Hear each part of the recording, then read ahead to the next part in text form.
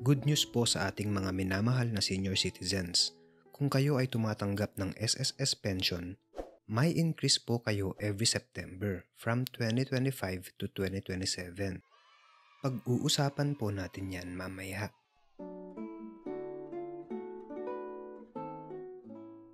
Unahin po muna natin ang ating discussion kung paano makompute ang SSS retirement benefit o pension. Para mas maintindihan, magbibigay ako ng example. Kilalanin natin si Mr. Junggoy, isang self-employed member ng SSS na nag-start mag-remit ng contributions noong January 2002. Medyo late na siya nag-start pero okay lang yan. As long as pasok sa minimum requirement na 120 contributions. So tignan natin. Mr. Junggoy turned 60 in October 2024. Ipagpalagay nating nag-retire si Mr. Junggoy noong April 2025. Ayaw na niyang hintayin ang mandatory age of retirement na 65. So balak niyang mag-retire at the age of 60, which is the age requirement for optional retirement. Step 1. Determine the semester of retirement. A quarter is composed of 3 consecutive months ending in March, June, September, or December.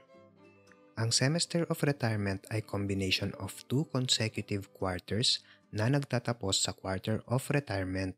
Okay? So kunin natin ang month of retirement, and that is April 2025. May 4 na quarters sa isang taon.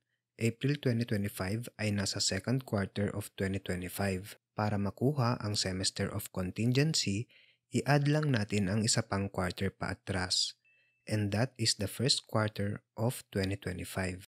Therefore, January 2025 to June 2025 is the semester of retirement. Step 2. Check for 120 contributions prior to the semester of retirement. Sa case ni Mr. Junggoy, bilangin natin kung may 120 contributions siya prior to the semester of retirement. In other words, lahat ng contributions before the semester of retirement ay kasama sa ating bibilangin para mabuo ang 120 contributions. Ang mga contributions naman na nasa loob ng semester of retirement ay excluded. Kaya mag-uumpisa tayong magbilang ng 120 contributions mula December 2024 pa atras. Ipagpalagay na lang natin na naka 156 contributions si Mr. Junggoy mula noong siya ay mag-umpisang maghulog sa SSS dahil hindi tuloy-tuloy ang kanyang paghuhulog ng contribution. So Mr. Junggoy was able to remit 156 contributions prior to his semester of retirement, which means that he is qualified to receive pension from the SSS. Take note, if a member does not meet the 120 contribution requirement, he or she may still claim retirement benefits in a lump sum form. Ang lump sum ay typically the total amount of contributions of the member. Now let us go back to Mr. Junggoy. So bago tayo mag-compute, may 3 factors na kailangan nating malaman. Number of contributions, average monthly salary credit, at credited years of service. Pwede niyong ma-access ang inyong SSS records online sa inyong my.sss portal account para makita ang mga data na to. Pwede niyo rin i-request ito sa nearest SSS branch sa inyong lugar. Okay? So nakuha na natin ang number of contributions ni Mr. Junggoy kanina, which is 156. Punta naman tayo sa average monthly salary credit niya. Step 3. Determine the AMSC or average monthly salary credit of the member. There are 2 ways para makuha ang AMSC. Sum of last 60 highest MSCs divided by 60, or sum of all the MSCs paid prior to the semester of retirement divided by the number of monthly contributions paid in the same period. So let us use whichever gives us the higher AMSC. For purposes of this discussion, let us assume na mas mataas ang average of the last 60 highest MSCs ni Mr. Junggoy compared sa average ng lahat ng kanyang contributions. Therefore, gagamitin natin itong first formula in order to determine his AMSC. Ipagpalagay natin na ang last 60 highest MSCs niya ay 15,000 each. Applying the first formula, let us add the last 60 highest MSCs na tig 15K each. So 15K times 60 equals 900,000. 900,000 divided by 60 equals 15,000. So 15,000 ang AMSC ni Mr. Junggoy. Step 4. Determine the number of credited years of service or CYS. Paano kunin ang CYS? Depende sa date of coverage ng member. Kung before January 1985 siya covered sa SSS, then CYS equals A plus B plus C. Where A equals number of calendar years from date of coverage up to 1984, B equals 1985 to 2001, number of calendar years with at least 6 monthly contributions, and C from January 2002 up to the calendar years containing the semester prior to the contingency, the total number of contributions divided by 12. So, ang start ng pagbibilang ng CYS ay depende kung kailan ang date of coverage ng member. Ang date of coverage ng self-employed member ay the same as the month of his or her first contribution. Ang date of coverage naman ng employee o worker na may employer ay first day of his or her employment. Since self-employed si Mr. Junggoy, ang date of coverage niya is the same as the month of his first contribution, which is January 2002. Therefore, dun siya sa pangalawa. So, total number of his contributions divided by 12. Let us assume na naka 156 contributions si Mr. Junggoy. So, 156 divided by 12 equals 13. Step 5. Computation.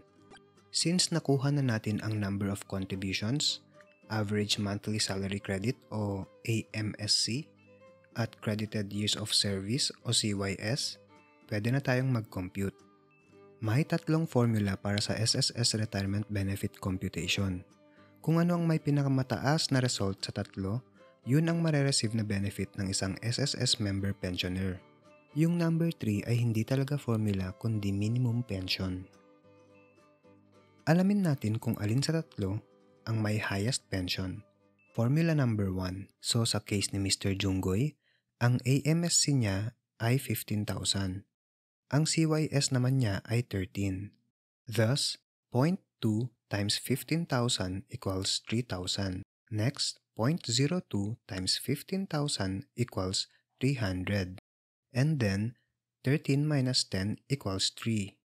So, 300 times 3 equals 900. Then, 300 plus 3,000 plus 900 equals 4,200. So, 4,200 ang nakuha natin sa first formula. Sa second formula naman, 40% times AMSC. So, 0.4 times 15,000 equals 6,000.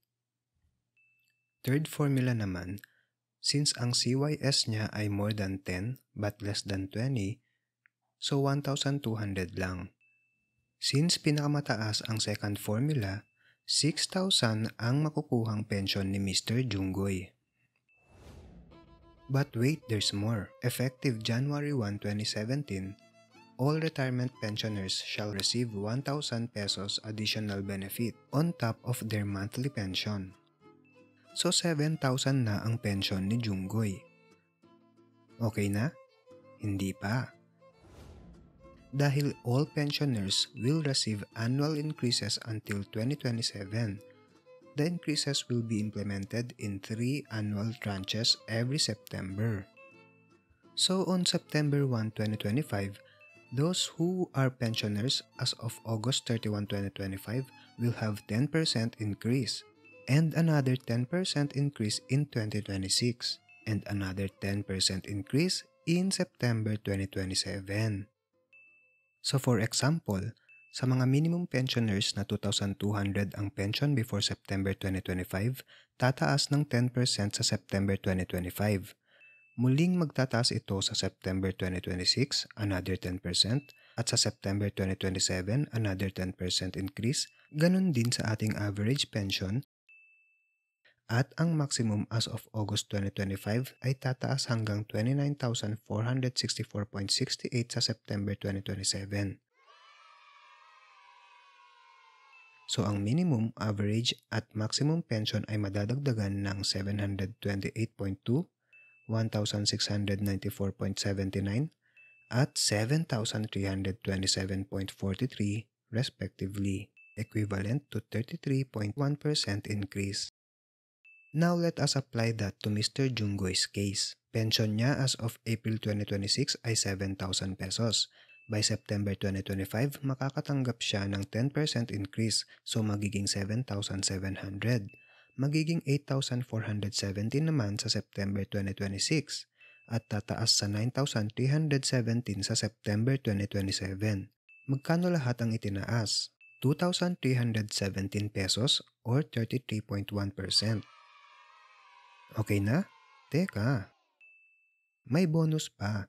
A retiree is entitled to a 13th month pension payable every month of December of the applicable year starting in 1988. So tuwing December, may bonus pension ang mga pensioners which is equal to the amount of his or her monthly pension. Tandaan, kailangan ng at least 120 contributions prior to the semester of retirement, at least 60 years old, 55 years old kung underground mine worker under RA 8558, at least 50 years old kung underground or surface mine worker under RA 10757. Kailangan din syempre hindi na nagtatrabaho o tumigil sa pagtatrabaho.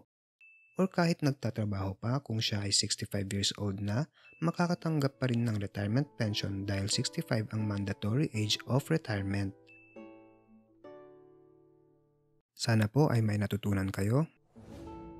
Maraming salamat.